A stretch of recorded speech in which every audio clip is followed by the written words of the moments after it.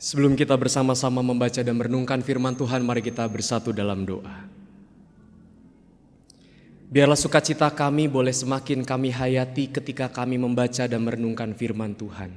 Firman Tuhan yang senantiasa menghibur, menegur dan membentuk kami dalam memasuki tahun yang baru ini di tahun 2024. Bersabdalah kepada kami ya Tuhan, karena kami telah sedia untuk mendengarkan. Di dalam Kristus Sang Firman yang hidup, kami berdoa, memohon dan bersyukur. Amin.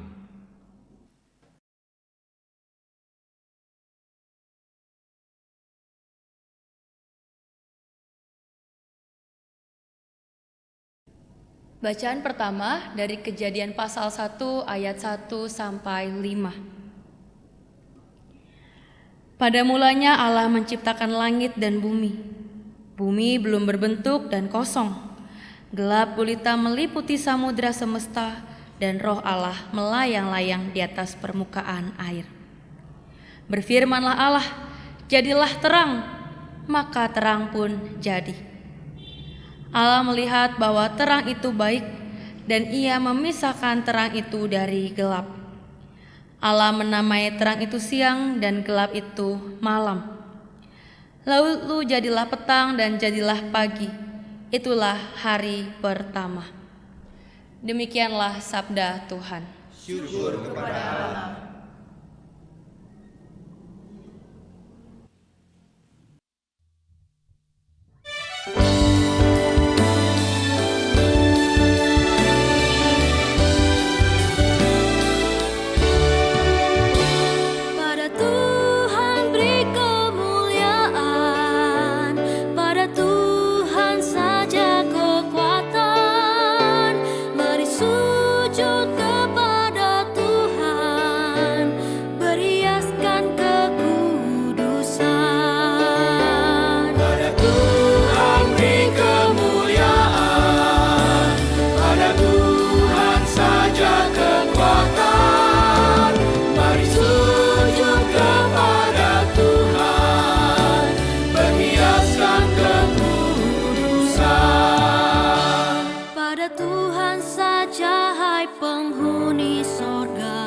Kemuliaan serta kekuatan, berikanlah pada Tuhan kemuliaan-Nya, sembah Dia dalam kekudusan.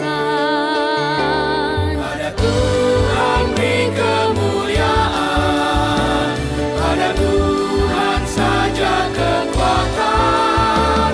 Mari sujud kepada Tuhan, berhiaskan Suara Tuhan di atas air yang besar, Allah yang mulia mengguntur. Suara Tuhan penuh dengan kekuatan, suara Tuhan semarak penuh. Pada Tuhan beri kemuliaan, pada Tuhan saja kekuatan. Mari sujud kepada Tuhan, berhiaskan kekudusan. Suara Tuhan mematahkan pohon aras, dan gunung Libanon pun melompat. Gunung Sirion melompat bagai anak banteng, suaranya menyemburkan api. Pada Tuhan beri kemuliaan, pada Tuhan saja kekuatan. Mari sujud kepada Tuhan, berhiaskan kekudusan. Suara Tuhan membuat gurun gemetar, bahkan hutan pun digundulinya.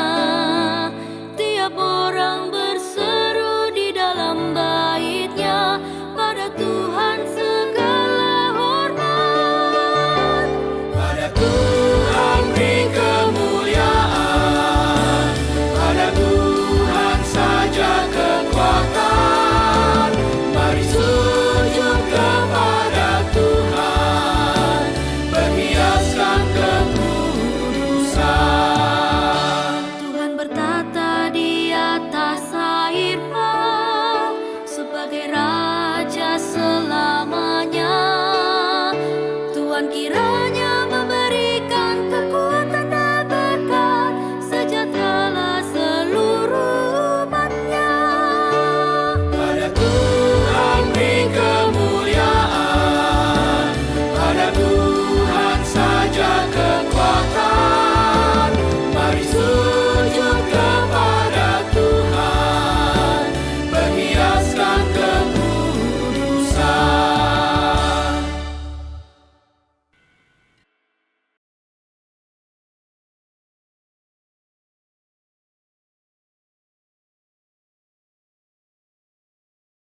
Bacaan kedua dari surat Kisah Para Rasul pasal 19 ayat 1 sampai 7. Ketika Apolos masih di Korintus, Paulus sudah menjelajahi daerah-daerah pedalaman dan tiba di Efesus. Di situ didapatinya beberapa orang murid. Katanya kepada mereka, "Sudahkah kamu menerima Roh Kudus ketika kamu percaya?" Tetapi mereka menjawab dia, "Belum. Bahkan kami belum pernah mendengar bahwa ada Roh Kudus." Kata Paulus kepada mereka, "Kalau begitu, dengan baptisan mana kamu telah dibaptis?" Jawab mereka, "Dengan baptisan Yohanes." Kata Paulus, "Yohanes membaptis dengan baptisan tobat dan berkata kepada orang banyak bahwa mereka harus percaya kepada Dia yang datang kemudian daripadanya, yaitu Yesus." Ketika mereka mendengar hal itu, mereka dibaptis dalam nama Tuhan Yesus. Ketika Paulus menumpangkan tangan di atas mereka, turunlah Roh Kudus ke atas mereka, dan mulailah mereka berkata-kata dalam bahasa lidah dan bernubuat.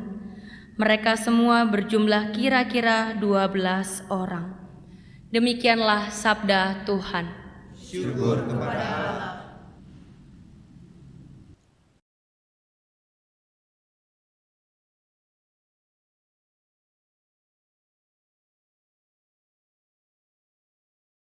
Injil Tuhan kita Yesus Kristus menurut Markus pasal 1 ayat 4 sampai 11.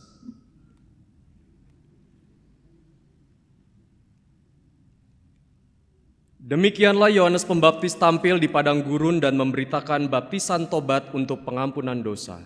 Maka berdatanganlah kepadanya orang-orang dari seluruh daerah Yudea dan semua penduduk Yerusalem, dan sambil mengaku dosanya mereka dibaptis olehnya di sungai Yordan.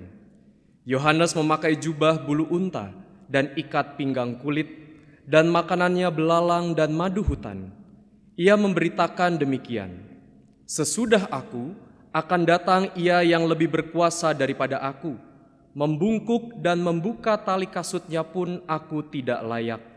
Aku membaptis kamu dengan air, tetapi Ia akan membaptis kamu dengan Roh Kudus."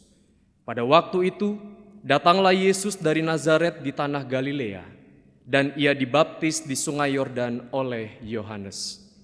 Segera sesudah keluar dari air, Ia melihat langit terkoyak, dan roh seperti burung merpati turun ke atasnya. Lalu terdengarlah suara dari sorga, "Engkaulah anakku yang terkasih, kepadamulah aku berkenan." Demikianlah Injil Yesus Kristus. Berbahagialah mereka yang mendengarkan firman Allah dan yang memeliharanya.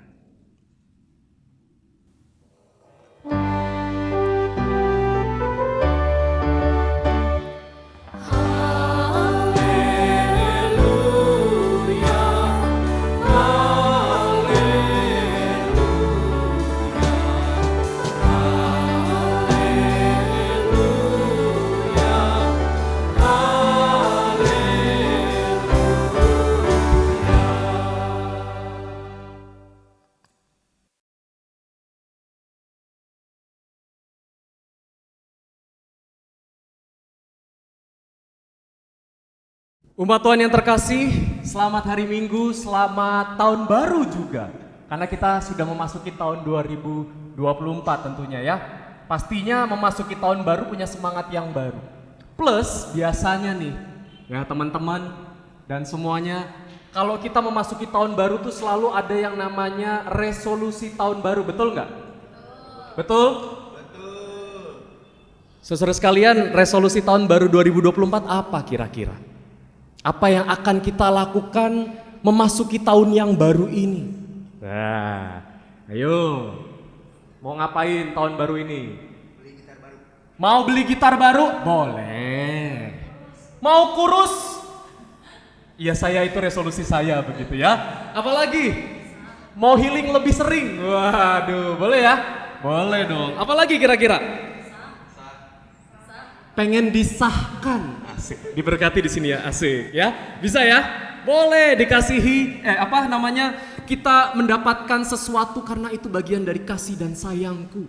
Aku pengen dong disahkan, jangan cuma digantungin aja. Ya, di PHP-in, abis deket, abis itu menjauh, rasanya sakit sekali. Tapi ya itulah, namanya tahun baru, kita boleh berharap, kita boleh boleh berpikir sesuatu yang lebih baik, tapi kadangkala kenyataannya juga kita nggak tahu ke depannya mau seperti apa. Nah, saudara yang terkasih dalam Tuhan Yesus Kristus, dari 2023 memasuki dan saat ini sudah 2024, ini menjadi sebuah masa peralihan. Dari masa lalu menjadi masa kini, belum masa depan. Kan hari ini ya, meskipun kita akan menyongsong masa depan. Masalahnya, di dalam masa beralih itu kita nggak tahu akan ada apa dan akan seperti apa ke depannya. Bicara soal pergantian, bicara soal peralihan, bicara soal bergerak maju ke depan, Bapak Ibu Saudara sekalian, ternyata bacaan kita hari ini di dalam Injil itu juga menjadi masa peralihan. Masa peralihan dari seorang yang besar namanya, yaitu Yohanes Pembaptis, kemudian memasuki ke masa baru, dan bahkan sampai tadi si Yohanes Pembaptis sendiri mengatakan apa? Membuka tali kasutnya pun aku tidak layak. Yaitu masuk ke zamannya siapa? Atau masuk ke masanya siapa? Yesus Kristus. Waktu di zaman Yohanes Pembaptis dia sebagai pembuka jalan. Di zaman ini, zaman di mana Yesus sudah hadir, dialah jalan sesungguhnya. Ya. Dan waktu zamannya Yohanes Pembaptis masih ada kegamangan, ini Mesias yang mana, begitu ya. Siapa sih Mesias itu? Tapi kemudian ketika memasuki Yesus yang datang ke Sungai Yordan, di situ ada sebuah pengakuan dari Yohanes Pembaptis, ya, dia yang datang lebih berkuasa dari aku. Dan disitulah sudah ada kejelasan mengenai siapa yang paling berkuasa dan siapa itu Mesias. Menariknya juga dalam bacaan Injil kita, peralihan itu sangat ditegaskan oleh Yohanes Pembaptis. Yaitu lewat apa? Tadi Yohanes Pembaptis mengatakan begini, aku membaptis kamu dengan air. Ya, membaptis kamu dengan air. Tapi dia yang datang nanti nih, dia akan membaptis kamu dengan Roh Kudus.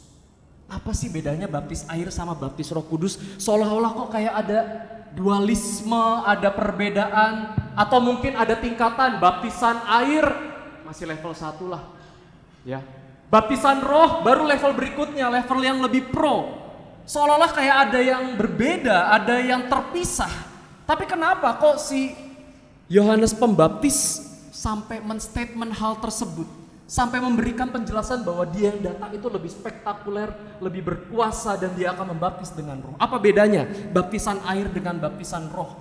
Bahkan dalam bacaan surat yang tadi, bacaan surat tentang kisah para rasul yang tadi kita baca, itu juga sudah ada perdebatan. Kamu dulu dibaptis apa? Gitu ya. Baptis airnya Yohanes Pembaptis. Oh, enggak. Sekarang baptisannya udah baptisan Yesus. Pada zaman itu aja ada kekacauan ataupun juga kebingungan. Maka dari itu apa sih pentingnya baptisan roh dengan baptisan air? Tadi sudah dikatakan bahwa baptisan air yang dilaksanakan oleh Yohanes Pembaptis itu bicara soal pertobatan. Pertobatan, sementara kalau baptisan dengan roh itu bicara soal tindakan Yesus bagi orang-orang percaya atau untuk mempercayai Yesus. Sementara kalau baptisan air itu adalah pengampunan dosa, ya, dari yang tidak berdosa mengakui dosa dan kemudian menjadi diampuni dosanya. Kalau di dalam baptisan roh itu adalah baptisan ke dalam Roh Kudus. Sedangkan baptisan air pada zaman itu juga dipakai sebagai ritus inisiasi, yaitu konversi dari bukan Yahudi menjadi Yahudi. Ya, dan itu menjadi perubahan total arah spiritual kepada Tuhan. Sementara dalam baptisan roh ini akan lebih menarik lagi karena baptisan Roh Kudus itu adalah sebuah bentuk terhisap dalam persekutuan dengan Allah Bapa, Anak, dan Roh Kudus. Jadi memang Bapak Ibu saudara sekalian, ini perbedaan yang cukup signifikan, dan maka dari itu diberikan statement tegas oleh Yohanes Pembaptis. Aku membaptis kamu dengan air, tetapi ia yang datang membaptis kamu dengan Roh Kudus. Jadi ini bukan masalah mana yang lebih hebat, tetapi baptisan Roh Kudus yang dimaksud di sini yaitu dibaptis dalam nama Bapa, Anak, dan Roh Kudus. Ini menjadi sebuah momen khusus, momen penting, dan kemudian menjadi sebuah penegasan bahwa kita berada dalam persekutuan dengan Allah Trinitas. Nah, maka dari itu Bapak Ibu saudara yang terkasih dalam Tuhan Yesus Kristus, Markus pasal 1 ayat 4 sampai 11 itu menjadi sebuah momen penting, di mana itu menjadi deklarasi, menjadi proklamasi akan kemesiasan Yesus. Seolah-olah semua orang itu melihat, inilah Yesus Sang Mesias. Makanya tadi ada perkataan, inilah anakku yang terkasih, kepadamulah aku berkenan. Di situ deklarasi, di situ sekaligus penahbisan dan juga proklamasi tentang kemesiasan Yesus. Dan pada saat yang sama, ketika momen baptisan Yesus itu menjadi sebuah momen kehadiran yang utuh dari Bapa, Anak, dan Roh Kudus. Jadi kalau kita ditanya, Pak, Trinitas itu apa sih? Baca aja baptisan Yesus. Itu salah satu bukti atau penanda bahwa disitulah kehadiran Bapa, Anak, dan Roh Kudus bersama-sama menyatu di dalam kebersamaannya. Dan yang menjadi penting juga, Markus pasal 1 ayat 4 sampai 11, momen baptisan Yesus ini menjadi momen krusial. Kenapa? Karena menjadi penanda dimulainya karya penebusan secara penuh. Kalau nanti kita baca kemudian, itu habis Yesus dibaptis, Yesus langsung dicobai. Seru gitu. Ya. Jadi habis deklarasi masuk ke jalan pencobaan. Nah, Bapak Ibu saudara yang terkasih dalam Tuhan Yesus Kristus, inilah yang menjadi penting dalam momen baptisan Yesus. Ini bukan sekadar cuman bacaan yang kita lewati begitu saja, ini menjadi bacaan yang mengawali semua rangkaian karya keselamatan. Dan disitulah deklarasi penting akan siapa Yesus. Lalu apa poinnya sih buat kita? Baptisan Yesus itu apa pentingnya buat kita? Betul nggak? Ya. Apa faedahnya? Apa hikmahnya?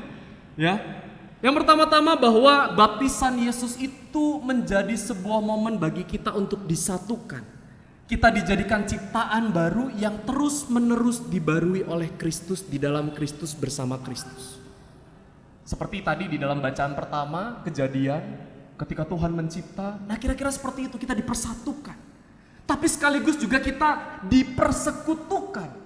Ketika kita dibaptis dalam nama Bapa, Anak, dan Roh Kudus, saya, Bapak Ibu, saudara-saudara sekalian, teman-teman sekalian, kita dipersekutukan sebagai umat Tuhan, betul enggak? Betul? Iya. Nah, ketika sudah dipersekutukan, hidup kita dikhususkan. Dikhususkan untuk bertanggung jawab bagi Tuhan dan untuk Tuhan. Jadi ternyata baptisan Yesus itu menjadi sebuah momen yang transformatif Bapak Ibu sekalian. Menjadi sebuah momen perubahan. Meskipun tadi terkesan ada dualisme baptisan roh dan baptisan air, itu gak jadi masalah.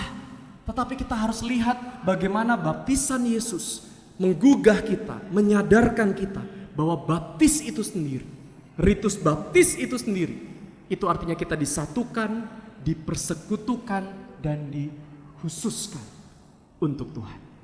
Maka dari itu, Bapak Ibu saudara yang terkasih dalam Tuhan Yesus Kristus, hari ini tema kita dikasihi.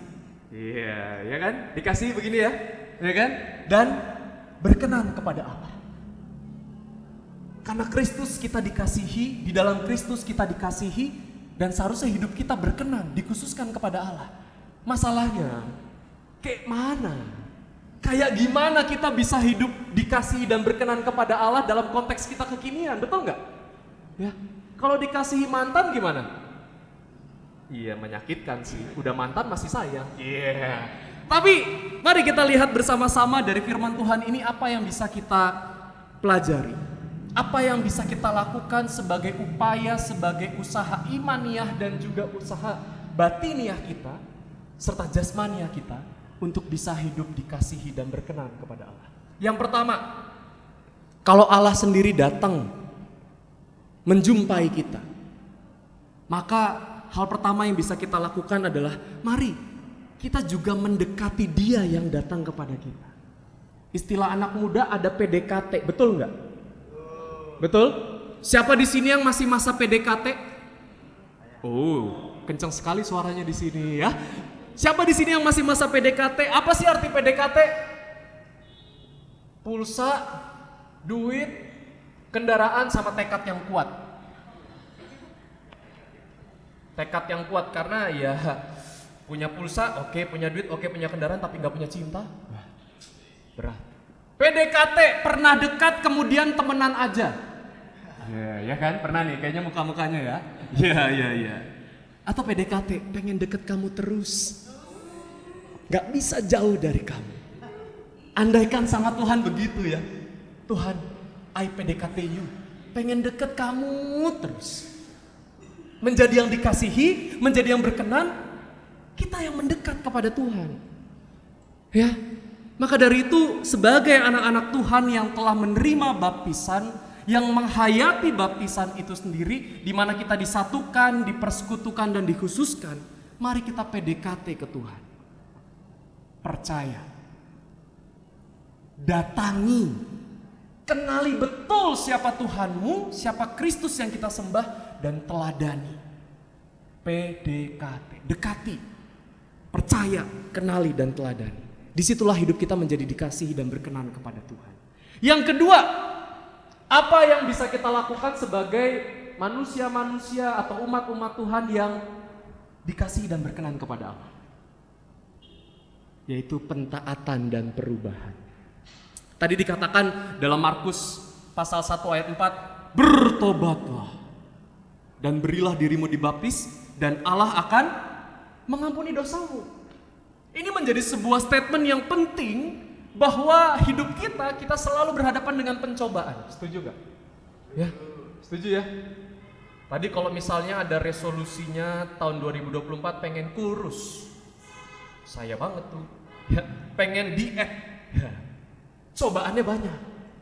Lewat depan rumah ada tukang martabak. Mantap pisan itu ya. Tapi bagaimana kemudian kita tetap, aku mau berubah, aku tetap taat pada jam makanku. Ya, betul gak? Ini kan sebuah tarik menarik nih, antara hidup lama dengan hidup baru, menyongsong tahun baru di tengah kebiasaan yang lama. Maka dari itu untuk dikasih dan berkenan kepada Allah, ya kita menjadi pribadi-pribadi yang taat dan berubah, kendati pun banyak cobaan yang kemudian menarik kita kembali ke belakang. Karena begini Bapak Ibu Saudara sekalian, orang yang taat adalah orang yang mau berproses. Yang mau berproses, mau dibentuk dari yang tidak ideal, mengarah ke yang ideal, yaitu kepada Kristus. Saya sadar bahwa ketika kita bicara soal ketaatan itu gampang-gampang sulit. Betul ya? Ya gampang diomongin, sulit untuk dilakukan. Pertanyaannya, emang gak bisa kita taat? Emang gak bisa kita berubah? Bisa, pasti bisa. Tapi komitmen kita untuk berubah ada apa enggak? Kalau tadi PDKT kita mendekat pada Tuhan, ya, waktu 2023 ibadahnya online, rebahan, sekarang 2024 datanglah ke gereja, ibadahlah di sana. Kalau yang dulu rasanya nyanyi aja nggak mau, ya, sekarang mulailah berubah. Kita PDKT sama Tuhan, dan kemudian kita taat kepada Dia. Dan yang terakhir Bapak Ibu Saudara sekalian, apa sih yang bisa kita lakukan untuk menjadi pribadi yang dikasihi tapi sekaligus berkenan kepada Tuhan? Yang terakhir adalah penyetiaan. Apa sih arti kata setia? Ayo, setiap tikungan ada? Waduh. Apa setia? Setia apa? Selingkuh tiada akhir? Ya. Setia itu bicara begini. Setia itu bukan tentang dirinya yang selalu ada. Tetapi saat dia tidak ada bersamamu, dia tahu hatimu itu milik siapa. Tuhan bisa kelihatan gak? Sama yang kelihatan aja kita gak setia, apalagi yang gak kelihatan, betul gak? Ya? Setia itu walaupun Tuhan gak kelihatan kasat mata, Tuhan tahu hati kita milik siapa, itu setia. Dan bicara soal setia Bapak Ibu sekalian, itu gak jauh-jauh dengan komitmen. Ada sebuah kalimat yang mengatakan begini, commitment is proven by consistent action. Komitmen dibuktikan lewat tindakan-tindakan yang konsisten. Kenapa? Apa tanda seorang berkomitmen dalam sebuah hubungan? Apa tandanya? Ayo. Hah? Komunikasi, relasi. Ya, pokoknya yang sisi-sisi semua. Kita lupa bahwa tanda seorang yang komitmen adalah dia rajin dan setia melakukan hal yang menyenangkan maupun yang kurang menyenangkan demi kepentingan bersama. Kalau dia tidak konsisten melakukan hal tersebut, berarti jelas dia tidak ada komitmen. Karena apa? Komitmen itu dilakukan cuy, bukan cuma diucapin. Ya enggak? Tadi komitmen is proven by consistent action. Melayani sudah berapa puluh tahun? Setahun. Iya. Setahun loh, setahun. Ada komitmen? Mungkin. Karena bisa jadi sekarang saya melayani, besok males udah lah gak usah. Sekarang sih beriman, besok beramin. Bisa. Maka dari itu Bapak Ibu Saudara sekalian, menjadi pribadi yang dikasihi dan berkenan kepada Dia. Selain tadi ada PDKT, percaya, datangi, kenali, teladani Kristus, lalu ada pentaatan dan perubahan, maka disinilah pembuktian kita. Penyetiaan. Komitmen kita dibuktikan lewat aksi-aksi yang konsisten. Ketika 2024 ini kita jalani, mau nggak perubahan-perubahan itu kita jalani dengan konsisten? Langkah demi langkah itu kita lakukan secara konsisten, dengan setia, sehingga memasuki tahun baru ini, kita bersama-sama melakukan perubahan yang baik. Kita menjadi pribadi-pribadi yang dikasihi dan berkenan kepada Allah. Hidup kita berubah, semakin taat, dan kita semakin mencintai dan dicintai oleh Tuhan. Selamat menyongsong tahun baru, selamat menjalaninya dengan penuh kesetiaan dan ketaatan kepada Tuhan. Tuhan memberkati. Amin. Saat hening untuk kita sekalian.